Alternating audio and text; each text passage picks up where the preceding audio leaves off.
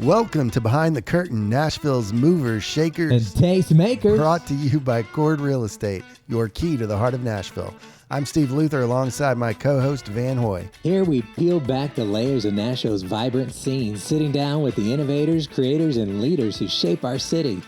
From music to business and everything in between, we dive into the journeys that have brought them to where they are today. We're here to uncover the stories behind the success, the passion driving their pursuits, and why they've chosen Nashville as their stage. It's about the people who dream big, push boundaries, and make this city truly unique. So join us as we explore the heart and soul of Nashville through the eyes of those who know it best. Well, today we're excited to have Elliot Pinsly, a distinguished licensed clinical social worker and the Chief Executive Officer of the Behavioral Health Foundation. With a deep-seated passion for advanced mental health, addiction care, and criminal justice reform, Elliot's leadership at the Behavioral Health Foundation has been pivotal. Ooh, I like that. Pivotal. I was just thinking this is going to be a serious one today, isn't it? And then you go with pivotal. In implementing data-driven, nonpartisan policy changes. His career spans critical roles in healthcare consulting and direct clinical work, including significant stints at Centerstone and the U.S. Department of Veterans Affairs. Elliot's dedication to systems change and strategic advocacy.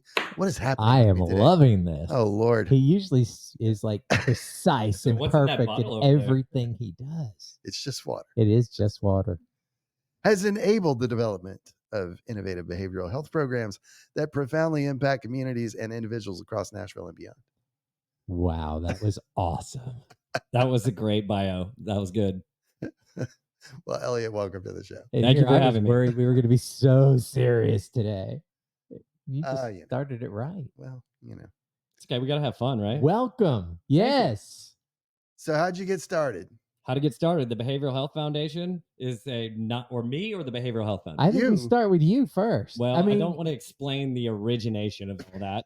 That's too far. But I went to college at Tulane. I'm from Nashville. Okay. Born and raised. Went to Tulane University. Wow, you're a rare person, born and raised in Nashville. Yeah. Everybody here seems to be a transplant. Yeah, I was. I'm not a kidney or a liver. Right. Definitely. Wow. Yeah. On the west side of town, Bellevue kind of area. And then my parents have been around for a long time. So yes, Nashville is my home. Moved to New Orleans for about 6 years or so. That was both before and after Hurricane Katrina. So it was an interesting time to go to school down there, and got my master's in social work. I was going to go to medical school or dental school at the time. Thought I was going to be an orthodontist. I was like, had this whole plan. Hey, there's plenty of people that need their teeth straightened. Right. Costs a good amount of money. Steady. I was like, I'm going to be bored. I'm just going to be bored. So his son is pursuing. That's what my son's going. Hey, I think it's a great way to make a living. Absolutely. But I think just consider, whether that'll be fulfilling. I think that's just me. I think, it will be filling. I mean, they make fillings. Yeah. Well, I don't know. Those are regular dentists, I think. That's okay. Well, who knows what kind he's going to be. Well, either way, so I decided to disappoint my parents and go to a field that pays a whole lot less money. We've all done it. Yes. And so I decided to go to social work program. Right. And that was at Tulane, and just had a professor as an undergrad that taught a class on child and family violence. And I was just like, this is interesting. I want to learn more about this. How do we fix this? How do we help people? So just started that, and they train you to be a clinician, but that's not really what I wanted to do. Frankly, I didn't think I could be a therapist. I was just, not confident enough. Let's go solve a need. Let's build a program, an agency, something we can do. But yeah, that's probably not what I'm built for. But when I moved back to Nashville after graduating, and I got hired at the VA hospital here in Nashville and worked in the mental health clinic, and they hired me to basically call everybody who no-showed their appointments and check in on them, see if we can get them rescheduled, make sure they're doing okay. And that kind of evolved. Same kind of thing I mentioned earlier. It wasn't quite fulfilling enough just to stop there. And I, started working with a clinical supervisor, speaking of transplants from earlier, who works in the transplant unit at the VA. And she kicked my butt and basically said, no, you're going to be a therapist. And she helped me and, kind of made that happen. Focus you in. Yes. And so that was where my advocacy path probably started earlier, is she helped me, and I say help meaning she semi-forced me, but Yeah. helped me advocate to the chief of psychiatry and the head of the mental health clinic over there to start a psychotherapy clinic, which no social worker had ever done at the VA system here.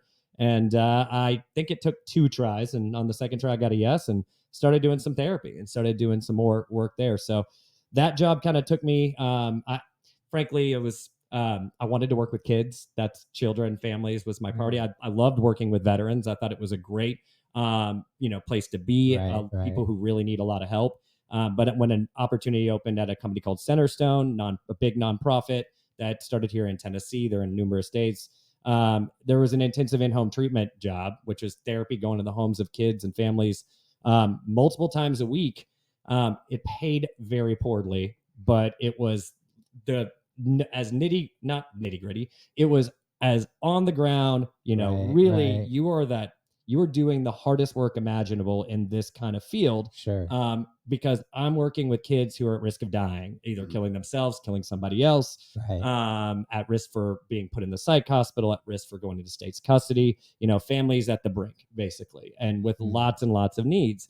And going to places in Nashville that I did not know existed when I grew up. Right. Yeah. My parents, sheltered us and did not bring us to areas, and Sure. really realizing where there were pockets of poverty and need and all sorts of things that maybe we, as someone who was privileged and grew up at, I went to private school here in town and, didn't get to experience. So I was kind of immersed in that environment, and I just really enjoyed working with people. But I relatively quickly got promoted into a kind of an outreach role, trying to help build, grow, and expand that program at Centerstone and do some other things. But after a decade, I spent a decade there. I was director of marketing and business development. So on the management team, working with programs all across the state of Tennessee and North Georgia and in Southern Kentucky. So Oh, wow. did a lot there. In 2016, I got engaged with what is now called the Tennessee Diversion Coalition, which was started by Judge Dan Eisenstein. He was the second mental health court judge in Nashville back when we were one of the only mental health courts in the entire United States. And he stopped running for election, and so he could be a little bit more open, and was like, thanks for all the money you've given us to help people with mental health issues in our court system.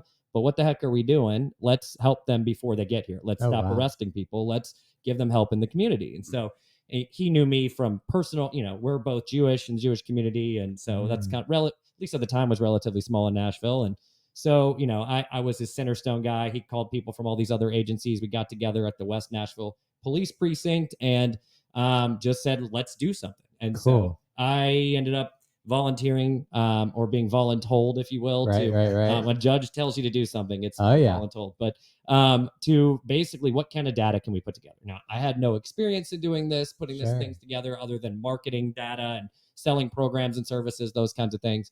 And so I got together with a bunch of folks. I called people in other states, and I spit out a brief on paper. It was maybe 4 or 5 pages, and did my best trying to figure out how can we make a compelling argument to do what we need to help people with mental health issues. And we had decided around 24/7 crisis walk-in centers, and how can we expand and build those throughout Nashville, throughout the state, so that police have another option to take people instead of to jail.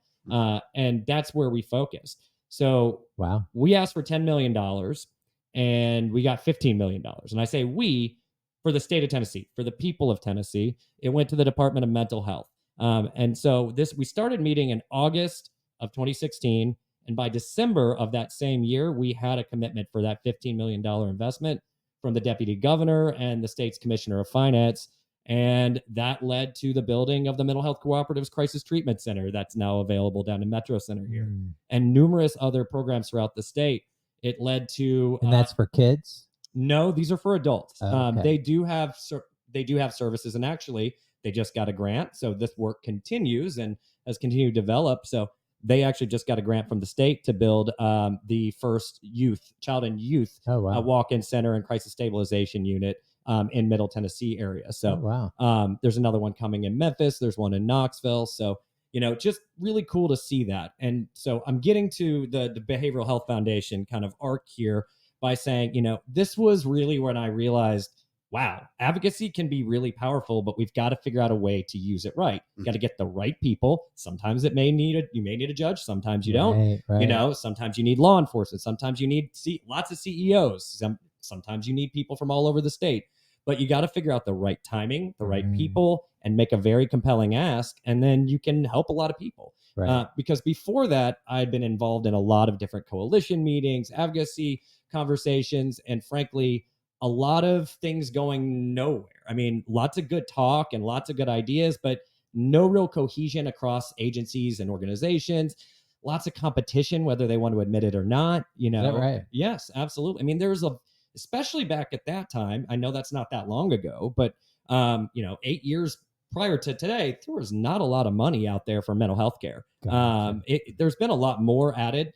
The Department of Mental Health budget in Tennessee, for example, has grown tremendously in the last decade or so. But that I mentioned when we got that first $15 million, for these crisis walk-in centers and such, that brief we put together, the stat that was most compelling, as it turned out, was where we looked at the state budget. So the state budget over a 10-year period prior to that, I mean, I'm somewhere between 2005, 2015, just roughly. I don't have it in front of me. And you looked at the Department of Mental Health budget, the state as a whole, and the Department of Corrections, that manages prisons. Sure. The Department of Corrections budget had grown over 50% in that period of time. The state's budget as a whole had grown about 25%. But the Department of Mental Health budget had actually gone down when you take into account inflation.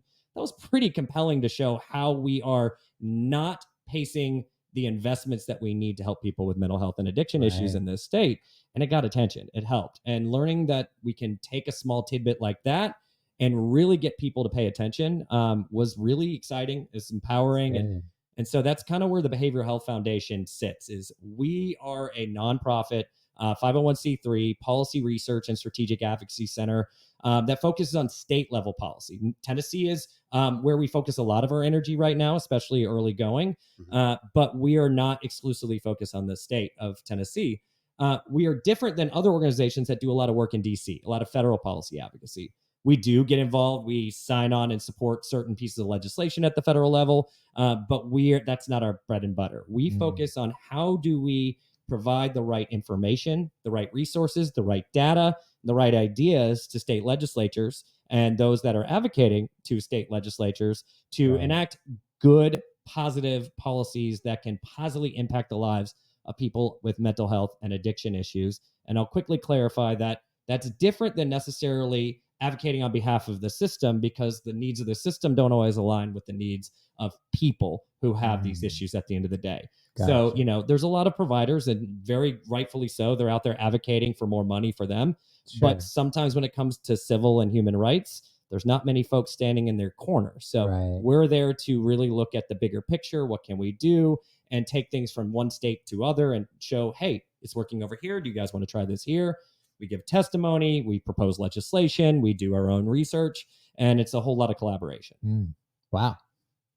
So I guess talk to me a little bit about the correlation between mental health and addiction care. Do you find there's a lot of overlap with that, or how did that addiction care part, I guess, sort of come about when you were, I guess, primarily focused on mental health initially, I think, right?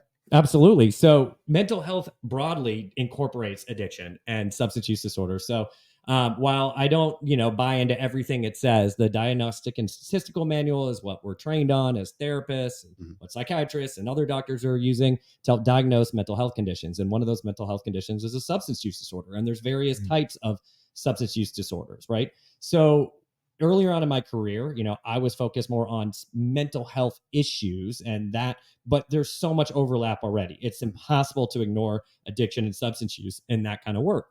With kids, sometimes it's not as obvious depending on the population and age of the kids you're working with. Like younger kids, you're not always seeing substance use issues, but they have parents, they have siblings, they have aunts and uncles and grandparents. So there is always a factor of substance use, or at least needing to assess for substance use in any situation you're in. So these are mental health issues. I just clarified when we talk about mental health that it is broader than what some people think of as depression, anxiety, trauma, Right. psychosis, those kinds of issues, to make sure it's clear that this includes substance use and addiction.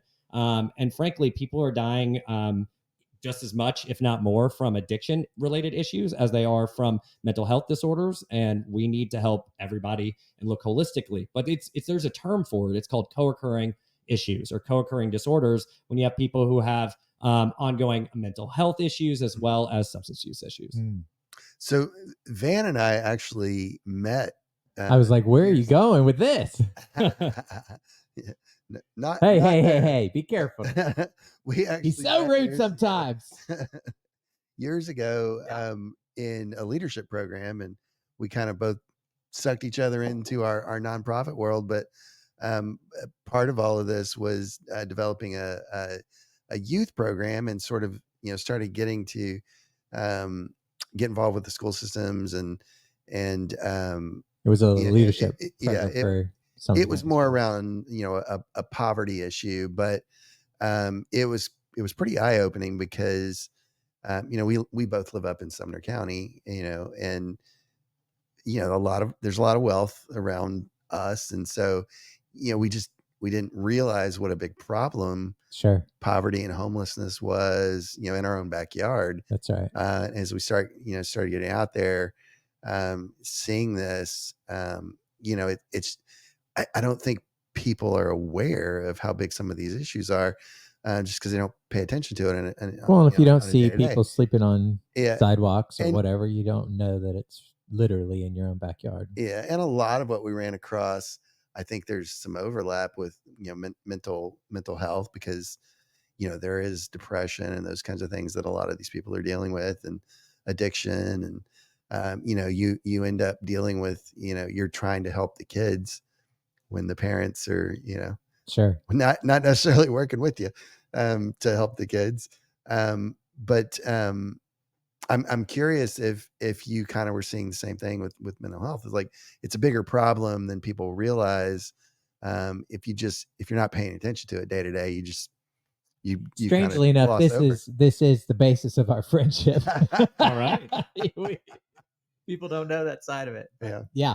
Yes. Well, so there's a lot of stigma. That's true. one word. Sure. Taboo in certain families, cultures. It could be. Right. We don't talk about things. There's nothing wrong with you. But I'll actually jump to a more significant example of, the child or teenager or young adult who goes to their parents and said, "Hey, I've been thinking and like planning out whether I want to kill myself." Right. And then you have everything. Why would you ever want to do that? And it's just this immediate, why we're not going to talk about that. We're going to do that. Sure. And it honestly makes it worse. That's a terrible response. So I hope no one listening is going to consider it's a fear-based response. Yes. I mean, Sure. it's a very non-supportive and can actually lead things in the wrong direction. But it's just something we're not used to talking about all the time. Right. And we need to change that. We go early on in life to a doctor. We start at birth, literally. We have annual checkups as kids. We're required to get different things to go to school and etc. Sure. But the same is not true for our mental health. Now, it's not exactly the same when you look and compare physical health to mental health. And I know people have tried. I don't think it's similar in that way, but it's about living in life and how we respond to life, to distress, to trauma, to different things that happen. And we have, everyone's different. And some people can respond to traumas and different disasters, whatever it may be, differently based on resiliency factors. So that could be how much money you have, supports in your family or community. Do you have someone you can talk to that you trust, right? Those kinds of things. But back at a basic level, a lot of people don't even have the basic words to use to describe more than like a couple feelings: happy, sad, angry. That sometimes can be it.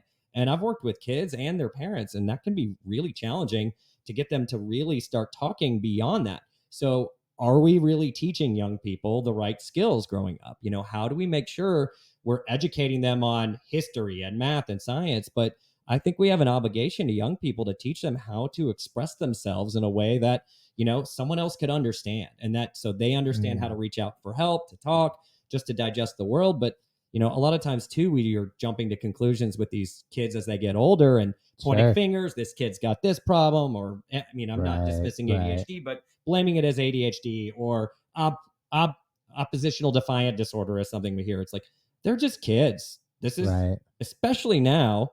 I was talking to a young person at a store earlier today, actually, who's 20 and was telling me about this experience. And it's a really hard time to have grown up in those last few years and gotten older, gone through adolescence, social media, Sure. polarization in politics, everything else we're looking at, pandemic, all these things. So it's really, really hard. And frankly, there's a lot of things that are out there beyond substances that are addicting young people and Right. older people Sure. as well. Yeah.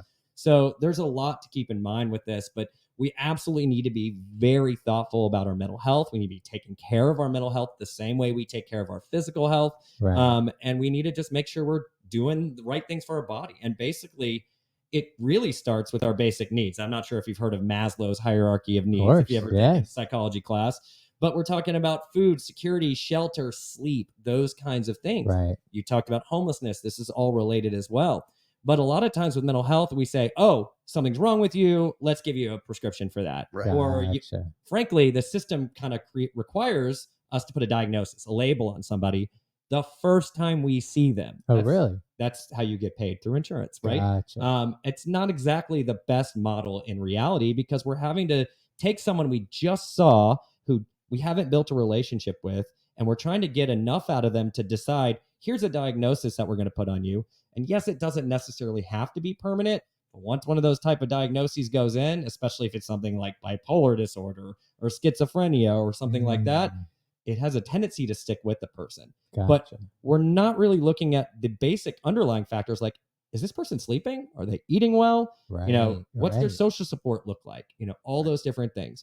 And so I think we need things like medication as options, hospitalization as options, but we're using them more as blunt instruments right now, and it's kind of problematic. So this is what the Behavioral Health Foundation does. They advocate for change, or they advocate what's the role? That's great. Yes, absolutely. In certain ways, we advocate for change. In other ways, we are there to provide information factually on different policies. So I'll give one example from this past legislative session. There was a piece of legislation that was related to when situations where someone is overdosing on like an opioid or some other type of substance, and we have Good Samaritan law protections in Tennessee, which basically gives immunity protections in certain circumstances when you call when someone else is overdosing, the person overdosing and the person calling have protections. Let's say they found drug residue or they even found out you had a small drug transaction right there. Their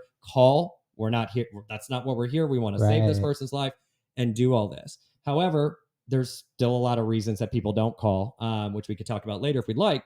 But this bill was trying to create what would have been the nation's first bad Samaritan law, as I've called it, which basically would have created a misdemeanor penalty for any bystander that did not call for medical assistance if somebody might be overdosing. Like the last episode of Seinfeld, where they didn't call. And so, did you ever see that? I don't know what you're That's talking not the end of Seinfeld. The last episode, they were in a private jet. They had to stop. Something happened. They didn't stop a mugging. They all ended up in prison. I remember they were all in jail, but I don't, because they I didn't help.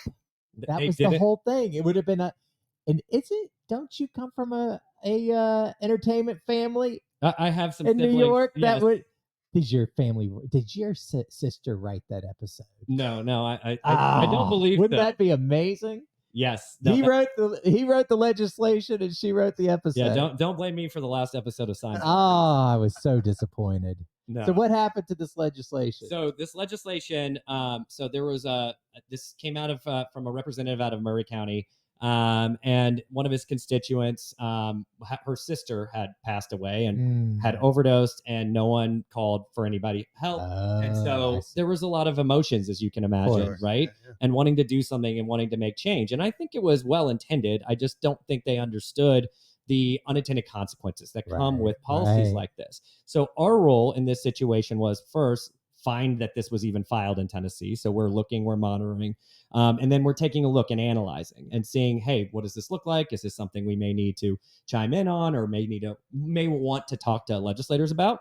A lot of times legislators come to us, whether it's at the early stages about designing legislation or afterwards. But sometimes we're catching it. And this is one of those situations where we were catching it. So you were consulting on this legislation. Is that how? on behalf of the public, not on behalf of the- anyone in particular. Okay. I was just trying to understand. So we're here to make sure that these, Yeah. we're to the extent we have 'Cause any that's ability. serious. I mean, that's a touchy subject. It If is. somebody's family member passed and they want some retribution, but they're not wanting it to happen to anybody else's family. And you understand where their motivation comes Oh, from. 100%. Absolutely. I don't blame the person one bit for jumping to that, Right. and thinking and wanting something to happen. And I believe, this constituent thought, this would help Right. prevent other people from dying. But my goodness, what it could mean. But the opposite Wow. is likely true, right? Because Right. people are already scared of being charged with drug-induced homicide. Yeah. Right now, it could happen in Davidson County or anywhere else. If you call 911, you had provided drugs to somebody. Let's say whether you charged them $5 for it or not, or handed it to a friend, they overdose, right? Yes. And if you stay there, do what we would hope you would do as a good Samaritan, call 911. Administer naloxone or Narcan, which is an overdose reversal medication. Mm-hmm. Do CPR. Do whatever you're asked by 911. Stay there. Wait until first responders arrive. Right. You're trying everything possible to keep this person alive, but something happens and they don't make it. Right. You could be charged with second degree, the equivalent of second degree murder or second degree murder. Right. That's scary. That's a very scary thought for someone who in that situation is a well-meaning citizen who happened to have provided a substance to somebody. We're not talking about cartel members, which I think is the focus of those type of policies, but unfortunately other people can get sucked up in that. So for example, in I think it was Fayette County, Tennessee, in the 1 to 2 years ago, there were some teenagers who overdosed in a parking lot outside of school. I want to say 16, 17-year-olds. And I believe two of them died, at least one of them died, but I think two of them died and one of them survived. And the one who survived was charged with second degree murder, right? So I personally, and I think the literature would also back me up, that that's not necessarily a helpful policy in terms of helping keep people alive or prevent future drug use. It unfortunately is something that is punishing that person that we really need to get some help, and also disincentivizing other people from calling for help and pushing people further and further underground. So you're saying this law that we do have would protect that person now? We have, if they call 911. We are, so that's very complicated because there's a set of laws, and I'm just trying to, No, this is great. I'm a simple person here. I'll get you. So. We have Good Samaritan laws in place. The drug-induced homicide laws, which have been put on the books in the last few years, they are exceptions to that Good Samaritan law, right? So those have been added in. So it's not just you're Good Samaritan, we're not going to arrest you. It's we're not going to arrest you unless you're a major drug dealer, which is fair. That was always on the books. Or, the person dies, right? And that's where we're getting to this tricky area. So when we're looking at adding more criminal penalties now to the bystander, not toward the person overdosing, that makes it even more complicated. And frankly, we don't want anybody to have to think about what I might or might not be charged with or what this person might. We just want them to call. Just call. And so that's why we need to build up our Good Samaritan law. We tried and partially were able to change that law through a proposal that I wrote and we submitted through the Behavioral Health Foundation, through Department of Mental Health Planning and Policy Council, and it was picked up by the governor. It was amended. We tried to get rid of this one-time overdose limit exception. So right now, the law in Tennessee, before this, the law in Tennessee said if you've ever overdosed before and now you're the person overdosing, you don't get immunity protection, right? So one time, that's not the nature of addiction. That's not really helpful. Not best practice policy. So we wrote a pitch to get rid of that one-time overdose limit. So now that moved, but not the same way. And now DAs and local police, law enforcement, they can apply those immunity protections at second and subsequent overdoses if they choose to, but it's up to the local law enforcement to do that, which makes it extremely difficult for us to advertise to people, put billboards up or educate, hey, just call 911. You're not going to get arrested. It's just not always true. So those were some of the concerns with this other approach. And really criminalizing inaction is a very slippery slope we have to be careful of. So advocating like this has become a passion for you. I mean, just listening to you talk. Yes, it is. And it's Did you expect when you got into all this that that's where you would end up? No, not even close. I honestly am someone who used to say, and probably still says, I unabashedly hate politics. Right. I really just the two-party system and all of that, and how it just pits people against each other. I can't stand. And I never really thought I'd get into this kind of work. Yeah. But it was really through that coalition that I mentioned and some other work. I just realized there's a need for it. Well, it sounds like you can work with every side. Oh, that's what we do. I mean, it sounds like you can really, man. So we are there advocating for fact and people, right? So I was allowed to, I gave testimony on this piece of legislation. I brought a mom with me from Signal Mountain, Tennessee, who had lost a child as well. We testified about our concerns about this legislation, not asking them to vote against it, just meeting with all these legislators who are on the committee. This is the criminal justice subcommittee looking at this, meeting with the bill sponsors. And they don't always like when we come in talking and saying we have concerns about their legislation. And sometimes they listen, sometimes they, shove us out the door. But addiction hits left and right and center, and 100%. Man, it does. So that's what we're doing. We're trying to use good information, talking points, strategy to help lead folks to the water, if you will, so they can drink in the pool that's actually going to help people, not going to harm. Right. Wow. I feel like we hear about a lot of the addiction issues in waves. Like for a while there, all the talk was around meth, and then it was all opioids, and then it was all fentanyl. Like, what do you see? Like, what are the biggest issues we're dealing with right now? Either things that are in place, in the law right now that are problematic, or what are the holes where we need something to help with some of the big issues? Great question. And I'll start by saying the meth epidemic in Tennessee has never gone away. It's just been overshadowed as we've seen the opioid epidemic kind of take center stage. And then you see the rise of fentanyl. Fentanyl is an opioid. It's a synthetic opioid, extremely powerful, much more powerful than heroin. And there is really no heroin in Nashville that I'm aware of. It is fentanyl. It might be sold as heroin, but it's fentanyl. It's now being mixed with other things like xylazine, which is a synthetic sedative that's meant for veterinary use, never approved for human use.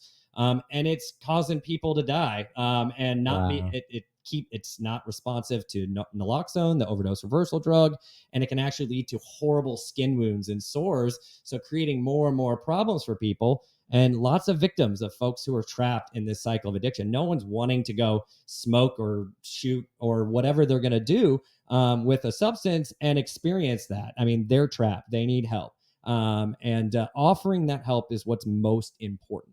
So I think where we really need to invest our dollars is in good quality services and treatment. So some things that we're working toward are looking at access to buprenorphine. That's the buprenorphine, and combined with naloxone is known as Suboxone, the name brand drug.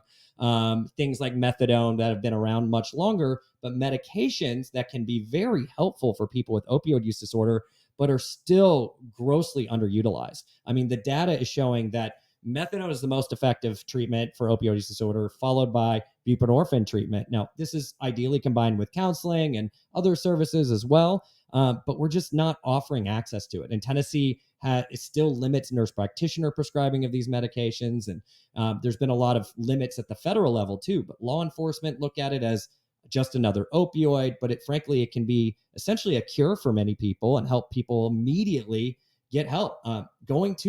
Think about, you could think about your friend, whoever, in a situation where, let's say you got stuck into some spiral of addiction. You didn't know how you got there. It's embarrassing. It's horrible. You're worried about yourself, your family, whatever. Maybe your bank account's getting drained because of how much you're spending, all these other things. And if you have to go to residential treatment, which is typically the route, detox, painful. If anybody's seen movies like Train Spotting or other things, it's not a pleasant experience to withdraw from, substances that are opioids and others, right? That can be extremely scary for people. But then you go to, treatment thereafter, and often that's at least, 3 to 4 weeks, if not longer, ideally. I mean, the research shows 6 months is what's really needed to help people prevent relapse in addiction treatment. But you can't really hide that from anyone. And I'm not suggesting you should, but a lot of people don't want to admit to their employer because that's not going to have their job maintained for them, or their family member, or sometimes even a boyfriend, girlfriend, or spouse, right? or children. Just think about these situations. But there are medications that exist that are out there where someone could go literally, you used yesterday, you don't want to use again, or you don't want to go out and get more, you can't. You could go the very next day, talk to somebody, take a medication, and within a couple hours feel quote unquote normal again and be able to start resetting your life. And then work under the care of a doctor or a nurse practitioner to help you continue and move forward. So we have these tools. We're just underutilizing them. We need to do better education on fentanyl test strips. That's another thing the Behavioral Health Foundation did.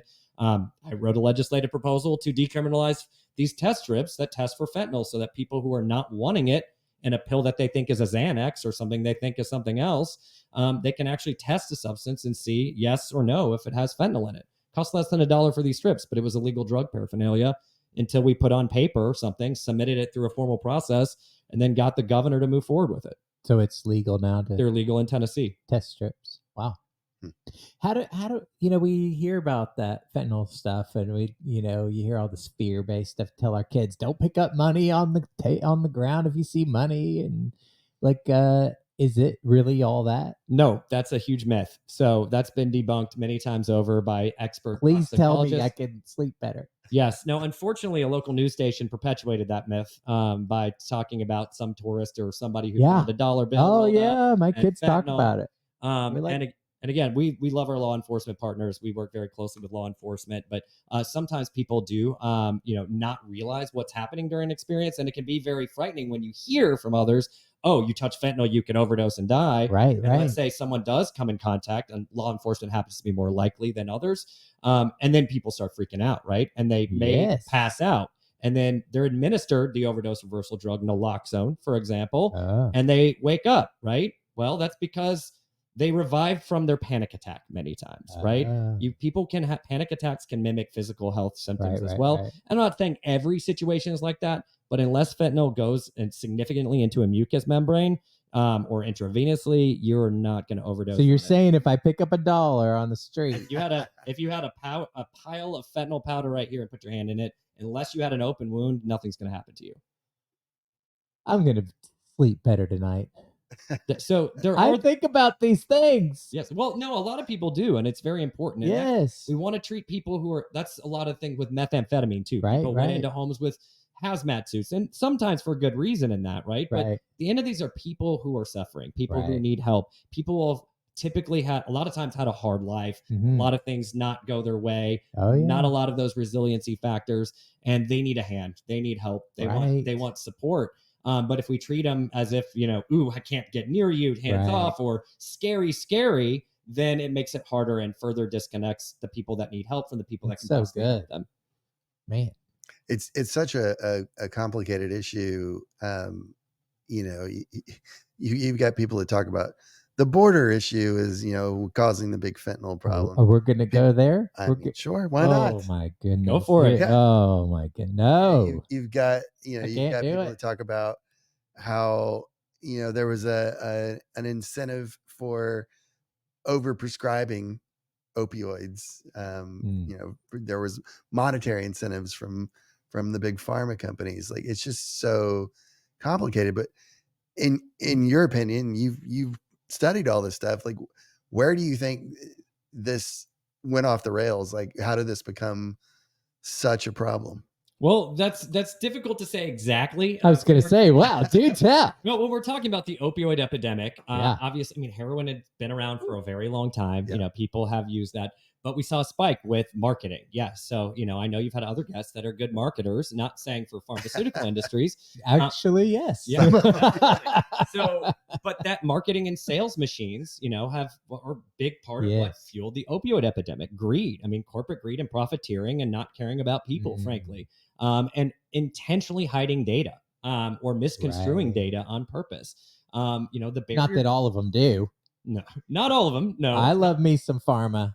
No, everybody should have an option, but we need to understand. But a lot of people don't understand that the FDA doesn't require that drug companies show them all of their data before they approve. So if you have things that trials that didn't look good, You don't have to show that, right? Well, you got to expect they're going to have some failure before they have some success. Well, potentially, yes. But like, so for example, with Xanax, I mean, Sure. that's, we talked about that already a little bit, I think, or it came up. Yeah. So Xanax, the story of how Xanax came to market, this was told in a Do documentary. I'm forgetting the name of it off the top of my head, but I can find it later. But this is basically, it was a 3-part trial. Like, it was broken into thirds, but it was longer. I don't remember the number of weeks. So whether it was 12 or 24, something like that, I can't remember off the top of my head. But it was a longer trial than some of the other safety trials. So it was, Xanax was being tested to treat acute panic attacks, anxiety, serious anxiety in the moment, right? At the time. So in the first third of this trial, Xanax worked great compared to the control, the placebo population. It really did a good job at reducing panic and anxiety in people. Now, when you look at the middle part of that trial, by the end of it, there was no difference between the treatment group and the control group. So the people getting Xanax, they were doing no better in terms of their panic and anxiety than the other group. So no, you didn't see any benefit anymore at that point from the Xanax. Then in the last third of the trial, a massive spike in the curve of people who were taking the Xanax in the trial. They had severe anxiety and panic. And the reason for this is most likely because of withdrawal that started happening in their system. Their tolerance started to build for what is a very addictive benzodiazepine. And so now people are starting to become addicted to medication that they've been taking for longer than they probably should have been taking it. And so their system is craving more, but they're not getting any more. And that's how we start to have, people who are now seeking out higher and higher quantities that are more and more dangerous. But when the drug company went to the FDA, my understanding is they did not have to reveal anything but the first third of that trial data and hid the rest. So, hey, it worked great for the first third, but who cares about everything else we learned? That's not helpful to the public. It's very helpful for profits. And, again, I think no matter what, people should have a choice. And I'm probably going to sound I'm going to either blow your mind right now or I'm going to sound like a quack. But if one of the most commonly prescribed types of medications in the United States, and I want to clarify, I'm a licensed clinical social worker. I'm not a psychopharmacologist or anything like that, but I've done a lot of research. But SSRIs, selective serotonin reuptake inhibitors, these are antidepressants like Prozac, for example, very, very commonly prescribed. But the research community, scientific community, has pretty much is centered around the idea that these are debunked, that these do not do what the drug companies have said and claim that they do, and that they seem to be glorified placebo with significant black box warnings at the end if you stop taking it cold turkey or as you're transitioning off. So one of the most common things we're prescribing to people is something that may not only not help, but may actually cause more harm than good in some situations. In some folks, placebo can be extremely powerful. But the whole point is we need options for people. And we need to, if you want medications, let's make sure there's a medication that you can have available. But if you're watching this, talk to your doctor. Don't go by anything you're hearing here. Oh, no, absolutely. Please do not stop taking your medicine. Talk to your doctor. No, you absolutely should not just stop taking anything without talking to your physician, please, or your nurse practitioner. And absolutely don't take anything off the street, period, the end. Because if it's a pill, it may look like a Xanax. It may look like we talked something else. It could look like an Adderall. We're seeing this, but the DEA is finding that a huge number of these pills contain fentanyl, and people can die who have no opioid tolerance. Wow. It's hardcore. Hey, these are people's lives. That's why we do what we do. I love your passion. Appreciate it. Yeah. So you worked with the VA as well. It talks about the intersection of mental health services for veterans versus the broader community. Well, it's delivered through the federal government, so it's a little bit different. I mean, there are some services available through state-funded channels and through private nonprofits.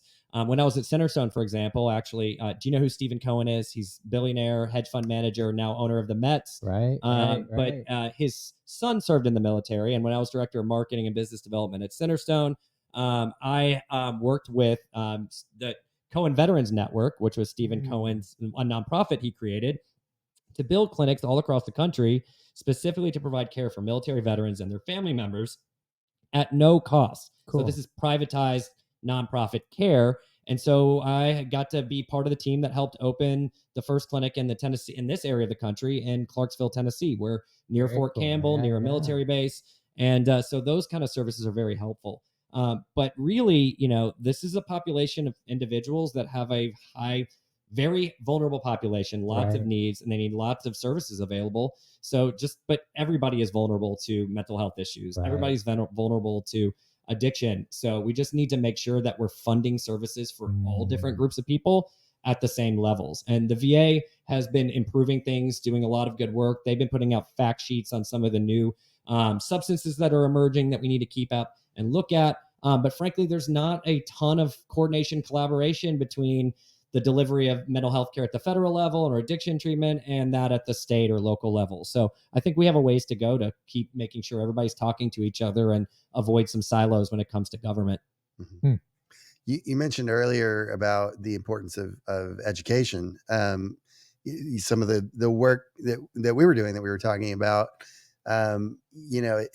it seemed like a big part of the issue was just a generational education issue. Like they just saw it had always been done and just they didn't know any better, had never been told otherwise.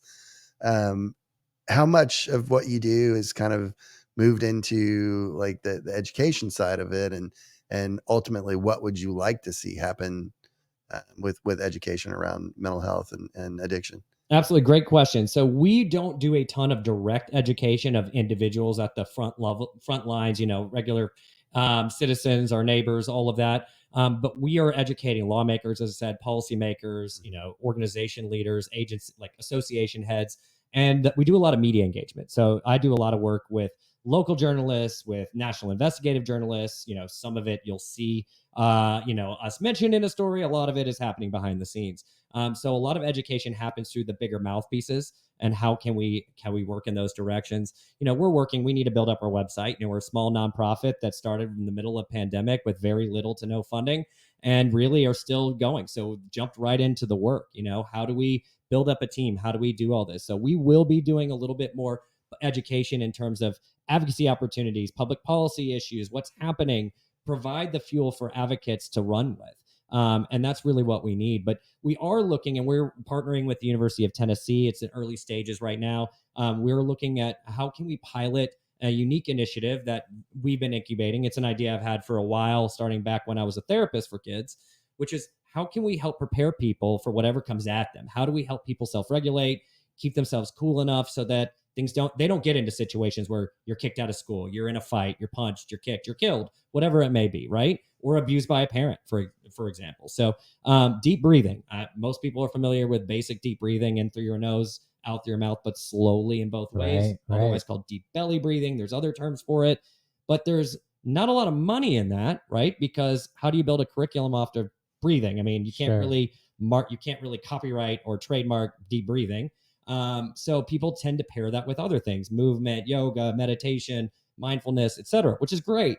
However, we need to look at what we know actually helps and works in the moment and take a look. Can we isolate deep breathing, and can we teach young people how to take deep breaths in a way that maybe becomes a reflex or a cued reflex? So I imagine a scenario in a school, for example, which instead of taking a young child who's in, I'm making up, second or third grade, who's having a hard time, that things aren't going well at home, they show up to school, they're mad, they got a bad grade, and they scream and yell and shout, and they start freaking out, yelling at the teacher, cursing. What we typically do nowadays is likely to send that kid out of the classroom, right? Or put them in the back of the classroom, whatever it may be, which is not going to really help that person feel a whole lot better in that moment. And a lot of times teachers don't have much of a choice because they don't really have a lot of support. Classrooms are huge, all those other kinds of things. But could you imagine if a teacher had the tool themselves and these kids had the tools for the teacher to start like, okay, how about we all take a deep breath together? Make this about everybody working together, kind of cool the temperature and see if we can move on. And that's what we want to test. That's what I believe we can do, is we can teach young kids. And if we can, kindergarten teachers already get on the floor all the time with kids. What if we use them? We don't need to bring in high paid consultants or specialized professionals to stay and pay them every year on top of teachers. We can use the teachers we have to actually teach key skills. So things like that, the emotional literacy that we talked about earlier, those issues I think can really be important. But we have to change the systems to make mental health care more desirable. Frankly, I don't know if do you know how people get to the psychiatric hospital in most cases? No idea. So let's say you're feeling suicidal, you worried you might hurt yourself, and someone calls 988. That's a 3-digit mental crisis number for like 911, but for mental health emergencies. Or someone calls 911. Likely someone's going to show up. Then there's a crisis assessment that may or may not be done, depending on what insurance you have or the situation. And they decide you might need to go to the psychiatric hospital. Typically, that's going to be an involuntary situation at that point. And it's going to most often be law enforcement taking you in the back of a law enforcement vehicle, most often in handcuffs. Wow. So that's healthcare. I don't believe that's actually healthcare. That's what we're calling it. So we need to move away from these things. We need to look at mental health care as something we want to actually provide to somebody where they go, when I asked for help last time, I got something that was helpful to me, not my rights and agency taken away, cuffs put on me, and medication forced into my arm. If that's the experience you have, or you're waiting on a psychiatric or an emergency department for 3 or 4 days, waiting on a bed to open up somewhere as you're not allowed to leave, you're not allowed to do much, or you're basically in hospital jail. I mean, that I don't see how on earth that helps a psychiatric emergency, a mental health crisis situation. Seems like you would freak out. Yeah, absolutely. People do. Absolutely. And there's been sheriffs that have talked about this, like, put me in that box for, like we're doing to these folks, I'm going to lose it. I'm going to assault somebody, right? That's what we're doing. We're not helping people. So we need to keep the options available, like hospitalization and medication, and use really good education. But there are programs and services available in other parts of the country and other countries that are working really well that we need to pilot in states like Tennessee so that we can find other ways to help people and make the mental health care system something that people want to reach out to. Now, are there other criminal justice reforms you see that you think we need, or? Well, we focus primarily on mental health and addiction related. I'm sure there's a whole list. There are, but I just want to be clear. We focus on the mental, not all of criminal justice reform. We do anything intersecting with mental health and addiction. There's an opportunity on the table right now for the state of Tennessee to draw down money from the federal government to pay for up to 90 days of addiction treatment for people before they leave jail or prison. But we're not drawing down that money right now. It's an opportunity for state Medicaid agencies like TennCare in this situation. The Bureau of TennCare could submit a waiver amendment to the federal government and say, hey, yes, we'd like to take advantage of this. We'd like to start treating people, but we're bringing these issues up. The Behavioral Health Foundation is putting this out there. We're working with public policy officials and hoping to get more buy-in to actually take swift action on these issues. So that's a big advocacy bucket right there. So that's one is, let's provide evidence-based treatment, and let's offer, I mentioned buprenorphine. Let's offer, they probably won't offer methadone in many situations just because there's more concerns in law enforcement about that. But buprenorphine, let's give people naloxone on the way out the door and fentanyl test strips, things to help them so that they don't get back into a bad situation immediately afterwards.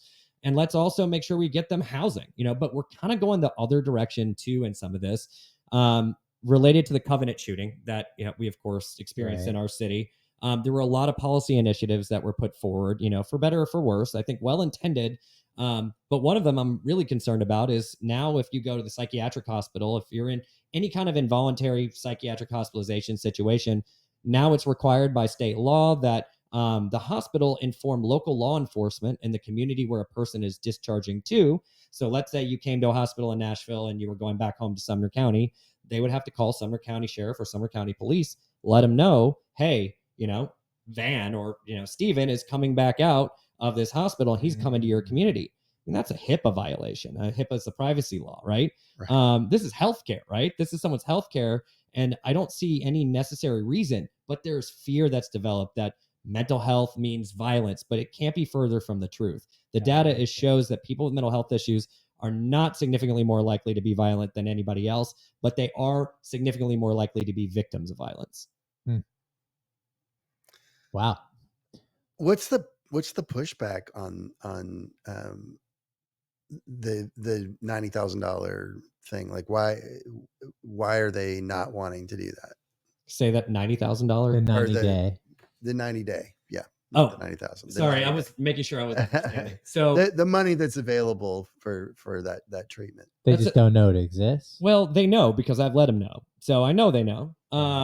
It's politics is one, right? it's really confusing. I haven't gotten a direct response from the Bureau of TennCare on this. So I don't know exactly what their position would be. I've spoken to someone with corrections who's excited, would love to see this. I've spoken to, so how do we move in that direction is key. We actually were working to get a grant. We didn't get the grant, but we've got MOUs with all these organizations and groups I'm talking about. We're trying to find a way to systematically put things on paper and show, hey, here's what we're missing. Here's things we need, so that we can kind of, give folks a layup to say, okay, yes, we probably need to go in this direction. So we're working on that kind of legwork behind the scenes. But it's really just bureaucracy. It's not wanting federal control. I mean, Tennessee is one of a few states left that has not expanded Medicaid, right? Which expands, that basically allows Medicaid insurance coverage to working adults if they don't meet, or adults even if they're in poverty. Right now, people think, oh, if you're poor, you get Medicaid, you get TennCare. It's not at all true. Unless you're a parent of a young child or a child, you're a pregnant woman, you're not going to get Medicaid just because you're poor. That's why we see so much homelessness, all these other issues. We need to offer healthcare coverage to people. So we've got to find ways to do that. So Medicaid expansion is a huge policy initiative. If we could get more, young and working class adults who need healthcare coverage to access those benefits, we could help a whole lot of people. So it's things like that, but it's also, so Tennessee is, we don't want to go to the Biden administration right now and ask for this extra permission when we've already negotiated with the Trump administration a lot of flexibility, and we can do what we want. And the feds don't get as much of a say anymore. So they think very carefully about these things that might give the federal government a little bit more oversight when they've been pushing back on any federal oversight. I don't know if you heard, but there was a whole joint task force put together last summer, the state, a House and Senate, where they were looking at, can Tennessee refuse to accept federal education dollars and fund education ourselves in the state? Wow. Are you able to help them kind of thread the needle through all that to be able to work with both sides on that? Well, we do. I mean, whether we can, and again, on Right. the issues with Able to schools see and through the issues so Yeah. that you can kind of thread that needle. yes, we don't come in with guns blazing, or Right. when we're talking to folks, like sometimes my conversations with certain lawmakers may look very different from one office to the next. Right. But we're there to just shoot folks straight. We're very different in that, I'm not a lobbyist. We're not there Sure. representing any special interests. We're truly representing the public. So we're just there telling them facts. Here's what we're seeing. Here's what concerns are. Here's what we Right. think is good. We'd love to work with you on X, Y, or Z. Let us know how we can help. So we're not there to sabotage. But of course, sometimes that comes into, we might be meeting with their colleagues to say that we have concerns about a bill. Right. There are Right. just as many situations where meeting with colleagues to say how much we really like something, and we think that's very helpful. And a lot of times we're there just truly, if you have questions, let us know, and we'll go up there and answer whatever they have for us. So we're working the bigger needles to thread. Mhm. Absolutely. That's why the Behavioral Health Foundation exists, is so Right. that we can get that information to the right people, so that we can get the right balls rolling to help people. So right now we're maybe lifting a heavier load in terms of some of the direct advocacy, but our vision going forward is, I would love to empower more other people, other organization leaders, other individual advocates, people with lived experience, to have the information, tools, and know-how to go and talk to lawmakers and policymakers themselves. Right. Right. That's good. So what are your goals for Behavioral Health Foundation? Like, where do you want to take it? What's next? Well, we love to build up. We're still working on, how do we build up a good, solid fundraising base? How do we stabilize? How do we build a small team? So, it's, how do we take it from me and several interns and volunteers and research folks to, let's build a small team of dedicated people that are willing to go to work. So we need, I need someone monitoring legislation. We need somebody who can help schedule legislative appointments. We need someone out there building up newsletters and adding things to our website constantly, and adding all these things. So in terms of the actual, business strategy and business, side of things, we just really need to get to where we have enough funding that we can focus squarely on the work. And frankly, the work came first, so the money didn't really matter as much at the beginning. Came in as a volunteer, and we've been working our way up. So getting new grants, starting to develop new partnerships with research universities and others and so forth. But really, in 3 to 4 years, I hope we are stable in our fundraising. We develop a bigger board of directors, and we're able to really have all the resources that we need to advocate, not just in Tennessee, but to start providing similar resources to other states that need it. I don't really see us necessarily as having to do this work in other states. We can if there's need and there's resources available, but would love to work with other states and develop networks of individuals and policy leaders to share information across states, across regions, what's working, what's not, how did you do this, how can we get this done here. Those are things we're starting to work on now with leaders from across the country. But how do we move these things forward? How do we also take some of those bigger ideas I mentioned, the big systems change work, and keep that centered here so that we can explain to people, hey, we might need to look at things a little differently. Hey, have you looked at this model over here? But how do we convince people to pilot things and try something different instead of just doing the same thing over and over? That doesn't necessarily work. So, we're talking about mental health.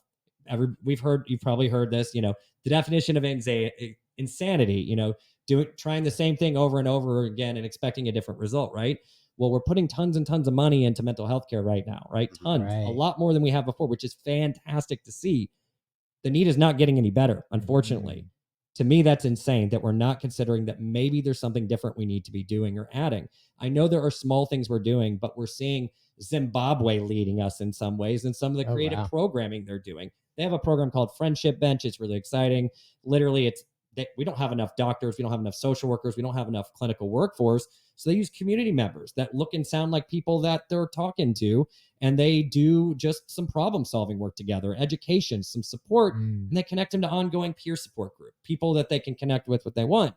No diagnosis, no long-term treatment, no medication unless they want it. But they compared that to what we do here in the United States, which is typically with medication, et cetera.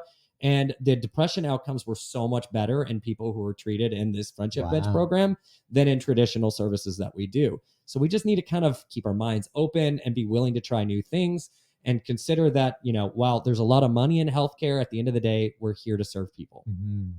That's good. So if someone wants to get involved with your organization, what's the best way to get a hold of you? Absolutely. Well, I can be reached by email at Elliot, ELLIOT, at behavioralhealthfoundation.org. You can go to our website, behavioralhealthfoundation.org as well. And there's a phone number there. You can reach out. We have a donate now button. We appreciate any obviously donations. That's how we fuel our work. We are just a dedicated team, and pretty much every dollar goes directly in to the actual direct services work that we're doing. And even if people are not necessarily interested in donating, they want to just figure out, how do I get more involved and advocate? I want to go talk to I don't even know how to talk to a lawmaker. I'd be happy for anybody to give me a call. Love it. And I'll talk about it at any time. Well, and it just seems like this topic hits everybody at a different level. And my goodness, we've all been hit by all kinds of issues with COVID and all the things. And man, it's just it blows my mind. I feel like mental health issues increased with COVID. Oh, absolutely. Yeah. I mean, it made it where people can talk about it. There are some things we didn't talk about a whole lot, but with that, everybody started talking about uncomfortable things other than just politics, and they started talking about, the way things hit them, and they started debating things, which I don't always love, of course, but at least they started having conversations, and they started having to look each other in the eye, and the people in their own homes talking to each other. People were locked up in their homes, or neighbors, and people started having the conversations that maybe they didn't used to have. Yes, and I think isolation is a huge factor in mental health, right? So there was a lot of isolation. Not everybody was, and sometimes it was too close of quarters. And right. Whether it's domestic violence or parental violence or emotional abuse, other kinds of things, it was very challenging. Now, some people might have really liked it, but a lot of people had a really hard time. Right. It seemed kind of end of days for a little while, right? It's scary. It's, people freak out. And that is distress. That is communal trauma that we all experience, and maybe in different ways, but we have some hit everybody so differently. And then the traffic, people have been nuts. People have been absolutely nuts. Sorry, I probably shouldn't say nuts, should I? Oh, Is that wrong to say? well, that's what I I said. gotta put it on my I list. call things nuts and insane, but I'm not talking about people with mental health No, issues. no, I'm talking about I was systems just and talking about road policies. rage. Yes, That's all. absolutely. That's all I'm talking about is road rage. Yes. Blows my mind. I'm like, it's fine. I'm sorry. Yeah. And I'll just finish by saying here that I think what we were just talking about with pandemic and the most important thing for people to take care of their mental health is to have a conversation with somebody about it. That's good. Even if that's yourself. And I'm not talking about talking to voices in your head. Talk to somebody else. If that's what you're experiencing, it's very okay and normal, and we can get some help, get some sleep, etc. But we need to encourage people to talk openly about what they're thinking, what they're feeling, and find somebody who is willing to either be a wall to let sounding board or someone that can serve back to you in a positive way. But we've got to process. Now, everybody processes differently. Some people journal. So talking to yourself through a journal could be one way. But we need to be more comfortable talking, not bottling things up. Because as we do, we shove things in, pressure builds, and explodes. Have you seen Inside Out? Yes. I haven't seen the new one, but I've seen the old one. So you gotta. Have you seen the new one, Inside Out? Too? It's the movie. It's a Disney movie about the different feelings in the head. Yes. You've got to go do Disney movies. Oh, I have a 9 and 12-year-old. You so we definitely watch these. You have to go see Inside Out too. Take your kids. They have a whole anxiety moment where they have like freak out and it's. This podcast is not sponsored by Disney. No, it's not. It's sponsored by nobody but Cord. We would love to be sponsored. Yay! No, absolutely. It was so good. It was so good. It really helps you kind of think about everything. Yes, and we want to see it. My kids want to see it. The first one was good. You're gonna love. If you liked one, you're gonna great. All right, this conversation. I can't wait. What? Elliot, it has been a pleasure. Oh, he's cutting me off. He's so rude. Thank you for joining us. We look forward to seeing all your successes in the future. Yes, absolutely. Yes. Thank you both for having me. I really appreciate it. We'll see you guys next time. Well, that's a wrap on today's episode of Behind the Curtain, Nashville's movers, shakers, and taste makers. We hope you've been inspired by the stories of passion, perseverance, and innovation right here in Nashville. A big thank you to our guests for sharing their journeys and to you, our listeners, for joining us. And of course, our gratitude to Cord Real Estate for making this conversation possible. Don't forget to follow or subscribe to our podcast on your favorite platform. Thank us. Yes, you did. Oh, I guess I did. Well, thank us. Okay. Like I was saying. Oh, yeah. Don't forget to follow or subscribe on your favorite platform to catch every episode and hit that notification bell. We've got plenty more fascinating guests lined up, ready to share their insights and inspirations. And we love hearing from you. So reach out to us with your thoughts, questions, or suggestions for who you'd like to hear from next. Until next time, keep chasing your dreams and making your mark in Nashville. Oh, my goodness. Remember, I'm talking to Casey it's Kasem. the people behind the scenes that make the city shine. I love it. Take care. See you behind the curtain.